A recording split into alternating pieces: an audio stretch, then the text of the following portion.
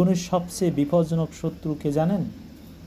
কোনো মানুষ না, আপনার নিজের মাথার ভিতরে সেই নেগেটিভ ভয়েস, যে বলে তুমি পারবে না, তুমি যথেষ্ট ভালো নও, সবাই তোমার থেকে ভালো।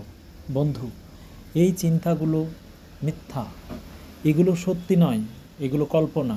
আপনার ভয়, সন্দেহ আর ব্যর্থতার অভিজ্ঞতা মিলেই তৈরি হয়েছে এই কণ্ঠস্বর। কিন্তু আজ থেকে মনে রাখবেন, আপনি আপনার চিন্তা নন। আপনি সেই ব্যক্তি যিনি চিন্তা করেন, এবং যার অর্থ হলো আপনার হাতে আছে পরিবর্তনের শক্তি। বিশ্বের সব বড় মানুষ, Buddhadeb, Vivekananda, Nelson Mandela, APJ Abdul Kalam, সবার মনেও ভয় এসেছিল, কিন্তু তারা ভয়কে থামাতে পারেননি।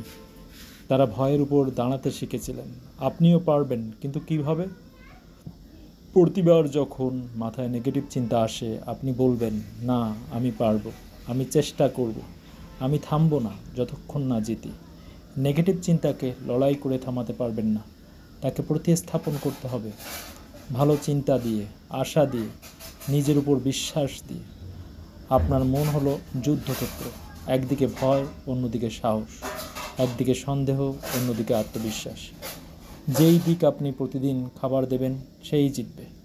তাই কি করবেন? সকালে উঠে বলুন, আমি যথেষ্ট। বই পড়ুন যা শক্তি দেয়। আশাবাদী মানুষের সঙ্গে থাকুন। নেগেটিভ চিন্তা এলে বলুন, তুমি আমার জীবন চালাতে পারবে না। আপনি দুর্বল নন, আপনি ভেঙে পড়েননি, আপনি তৈরি হচ্ছেন। জীবনে কিছুদিন খারাপ যায়, ঠিক আছে, কিন্তু সেটাই আপনার পরিচয় না। আমি কাঁপছি, তবুও এগিয়ে যাচ্ছি। আমি ভয় পাই, কিন্তু থেমে নেই। আমি পড়েছি, কিন্তু আবার উঠেছি। এইভাবেই মানুষ জেতে, এইভাবেই ইতিহাস তৈরি হয়। আজ এই মঞ্চে, এই মুহূর্তে বলুন, আমার মন আমার বন্ধু, আমি নেগেটিভ চিন্তাকে হারাতে পারি, আমি অদম্য। আপনার মধ্যে আলো আছে, আপনার মধ্যে আগুন আছে। এখনই সময় সেই আলোকে জ্বালিয়ে তোলার। ধন্যবাদ।